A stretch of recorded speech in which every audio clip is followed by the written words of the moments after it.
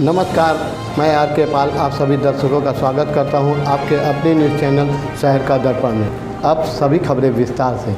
लोकसभा चुनाव 2024 की तैयारियों में जुटी भारतीय जनता पार्टी ने प्रदेश की 4 विधानसभा सीटों पर होने वाले उपचुनाव को लेकर उम्मीदवारों की घोषणा कर दी है। बीजेपी लखनऊ पूर्वी सीट से ओपी श्रीवास्तव को प्रत्याशी घोषित किया है। बीजेपी उम्मीदवार ओपी श्रीवास्तव मौजूदा समय में प्रदेश कार्यसमिति के सदस्य होने के साथ ही आजीवन सहयोग निधि विभाग के प्रदेश संयोजक भी है। आपको बता दें, पूर्व मंत्री और विधायक आशुतोष टंडन गोपाल जी के निधन के कारण लखनऊ पूर्वी सीट पर उपचुनाव होने जा रहा है। दरअसल लखनऊ पूर्वी समेत सभी विधानसभा सीट पर उपचुनाव लोकसभा चुनाव के साथ ही होने जा रहे हैं। लखनऊ पूर्वी सीट पर वोटिंग 5वें चरण यानी 20 मई को होगी। आशुतोष टंडन के निधन के बाद माना जा रहा था कि बीजेपी लालजी टंडन के बेटे अमित टंडन को मौका दे सकती है, लेकिन ऐसा नहीं हुआ। बीजेपी अमित टंडन पर भरोसा न जताकर पुराने कार्यकर्ता ओपी श्रीवास्तव को कैंडिडेट घोषित कर दिया है। ओपी श्रीवास्तव बीजेपी प्रदेश कार्यसमिति के सदस्य है, साथ ही आजीवन सहयोग निधि विभाग के प्रदेश संयोजक की जिम्मेदारी भी संभाल रहे हैं। ओपी श्रीवास्तव क्षेत्रीय अवध क्षेत्र में कोषाध्यक्ष पद की भी जिम्मेदारी संभाल चुके हैं। वहीं जब से बीजेपी उम्मीदवार ओपी श्रीवास्तव की नाम की घोषणा की है, तब से लोग उन्हें बधाई देने के लिए पहुंच रहे। वहीं ओपी श्रीवास्तव ने पार्टी के सभी बड़े नेताओं का शुक्रिया अदा किया, साथ ही जनता से अपील की कि इस बार भी मोदी सरकार। आइए देखते हैं हमारे संवाददाता की एक रिपोर्ट।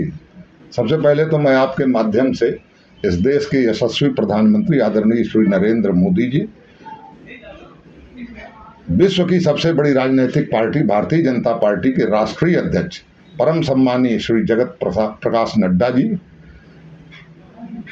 भारत के यशस्वी रक्षा मंत्री और लखनऊ लोकसभा संसदीय निर्वाचन क्षेत्र का प्रतिनिधित्व कर रहे परम आदरणीय हम सब के संरक्षक सम्मानित श्री राजनाथ सिंह जी और इस प्रदेश के लोकप्रिय मुख्यमंत्री परम आदरणीय योगी आदित्यनाथ जी महाराज का हृदय से आभार व्यक्त करूंगा कि मुझ जैसे सामान्य कार्यकर्ता को उन्होंने लखनऊ पूर्व जैसी प्रतिष्ठित विधानसभा सीट की जनता का सेवा करने का अवसर प्रदान किया।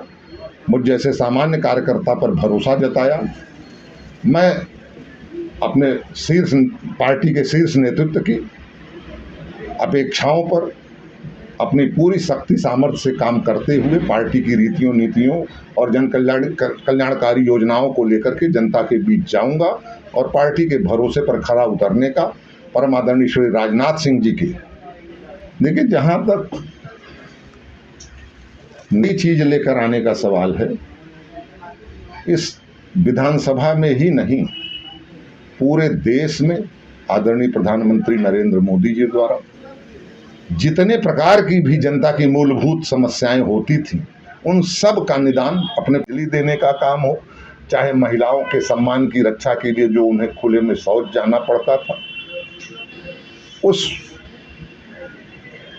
अपमानजनक स्थिति से मुक्ति दिलाने के लिए घर घर मुफ्त शौचालय देने का काम हो, लोगों के स्वास्थ्य की चिंता करना, आयुष्मान भारत कार्ड बनाना, बहुत ही सस्ते दर पर जनौषधि केंद्र खुलवाना, इस प्रकार के तमाम कार्य आदरणीय प्रधानमंत्री मोदी जी ने जितनी प्रकार की बुनियादी आवश्यकताएं हो सकती हैं, जिनके लिए देश का आम नागरिक, देश का साधारण नागरिक, देश का गरीब हमेशा इतने वर्षों से परेशान था, वो उन्होंने एक पहले कार्यकाल में ही सबकी पूर्ति कर दी है।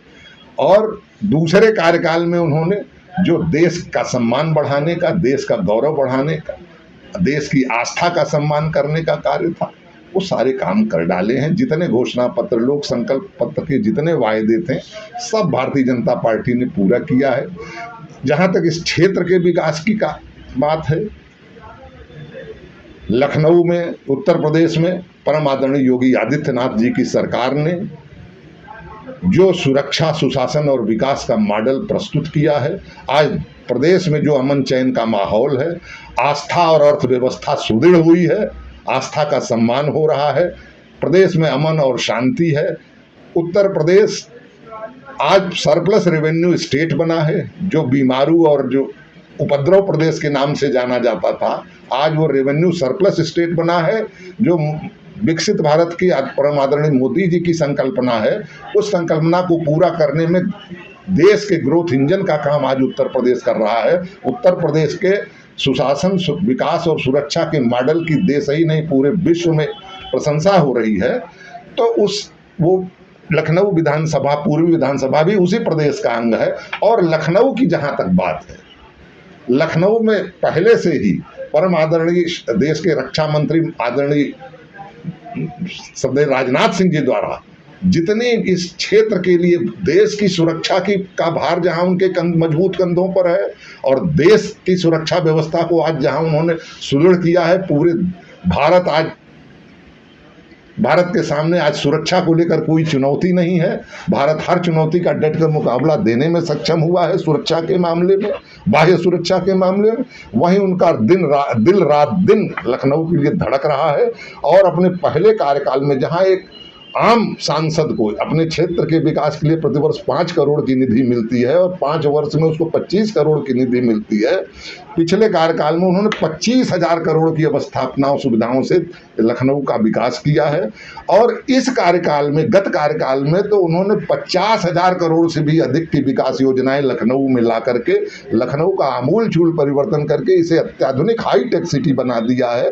जो पूरा बढ़ती आबादी के दबाव के कारण जो लखनऊ में जनघनत्व इतना तेजी से बढ़ा, अन्य शहरों से भी लोग आकर के हर आदमी ने लखनऊ में रहने का जो सिलसिला शुरू किया, तो लखनऊ की व्यवस्था चरमराने लगी। लखनऊ की यातायात व्यवस्था चरमरा गई थी। लखनऊ में रहने को उन्होंने 2 काम ऐसे कर दिए। एक तो फ्लाईओवर का पूरे शहर में उन्होंने जाल बिछा दिया, जिससे यातायात का दबाव कम हुआ। एक स्थान से दूसरे स्थान तक पहुंचने में समय की बचत हुई, ईंधन की बचत हुई।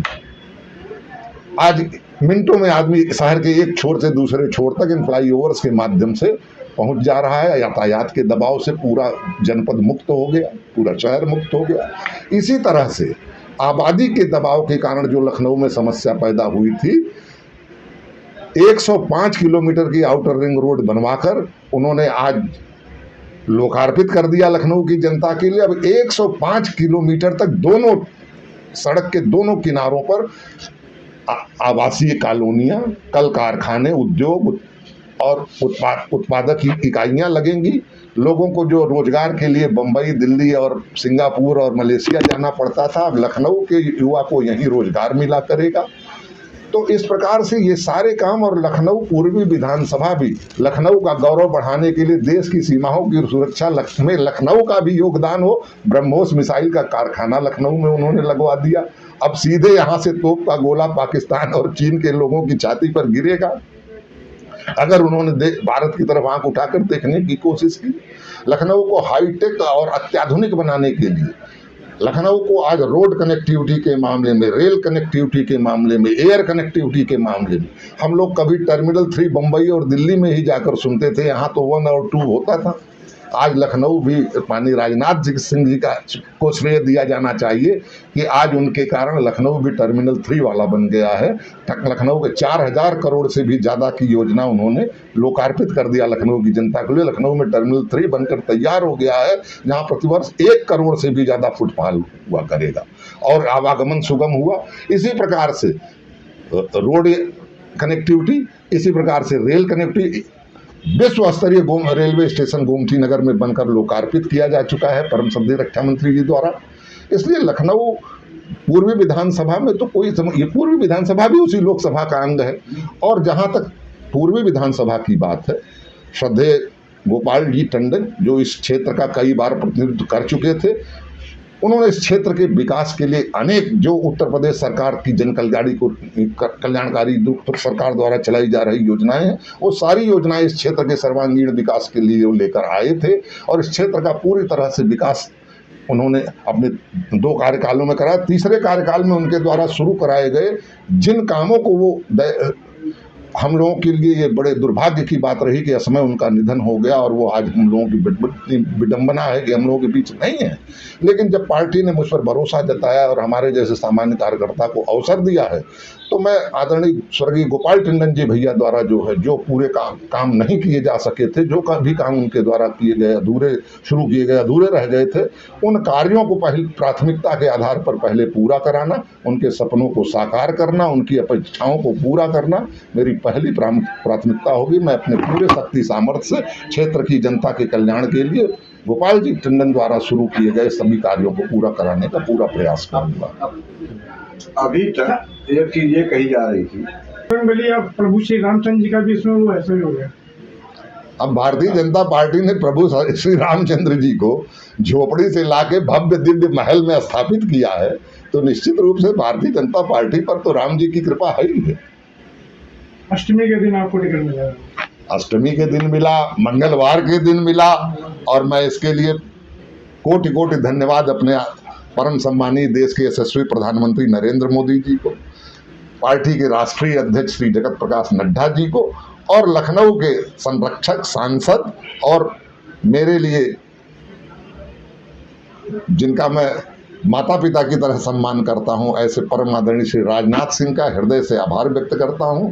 प्रदेश के मुख्यमंत्री योगी आदित्यनाथ जी महाराज में अपनी निष्ठा व्यक्त करता हूं, उनका हृदय से आभार व्यक्त करता हूं कि उन्होंने मुझ जैसे सामान्य कार्यकर्ता को यह अवसर दिया। मोदी जी को मिला है, जी जी है ना, तो आप उसके बारे में क्या कहेंगे? क्योंकि उनका कहना ये है, ये दिन मुझे बहुत फलता है, और इसी डेट में तारीख और काउंटिंग दोनों हो जाती है। देखिए, हम तो पहले से आस्थावादी हैं, ईश्वरवादी हैं, और जो सनातन संस्कृति के गौरव के लिए मोदी जी काम कर रहे हैं, योगी जी काम कर रहे हैं, और सनातन संस्कृति की ध्वजा लहरा रही है आज पूरे विश्व में, तो इसके लिए निश्चित रूप से मैं मोदी जी के भावनाओं का सम्मान करता हूं। मोदी जी का हमें मंगलवार को आशीर्वाद प्राप्त हुआ, माननीय नेतृत्व शीर्ष प्रदेश के शीर्ष नेतृत्व का, राष्ट्र के शीर्ष नेतृत्व का, भारतीय जनता पार्टी का आशीर्वाद मिला है मंगलवार को, तो निश्चित रूप से राम जी का ही आशीर्वाद है, हनुमान जी का आशीर्वाद। एक चीज और, अभी उसके बारे में आपको क्या कहना है?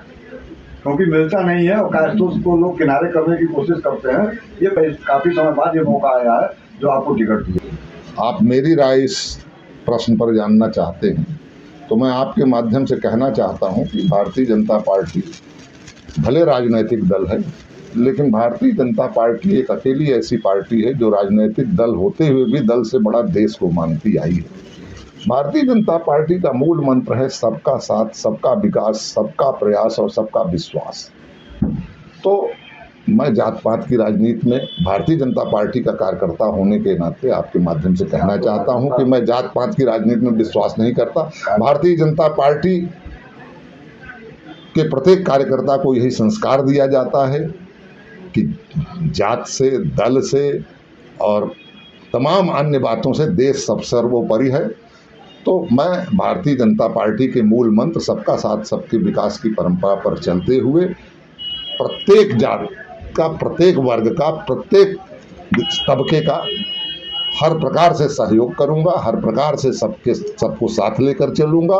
और आज देश ने जात पात की, अगड़े पिछड़े की, ऊंच नीच की, बड़े छोटे की राजनीति करने वाले दलों को सिरे से नकार दिया है, और भारतीय जनता पार्टी का सबका साथ, सबका विकास का मूल मंत्र आज पूरा देश राममय हो गया है।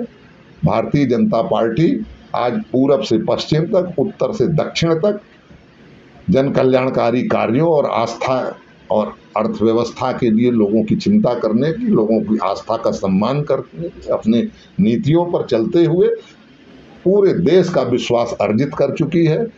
भारतीय जनता पार्टी के सामने किसी प्रकार की कोई चुनौती नहीं। तो आखिरी तौर पर मीडिया के माध्यम से क्षेत्र की जनता से क्या अपील है?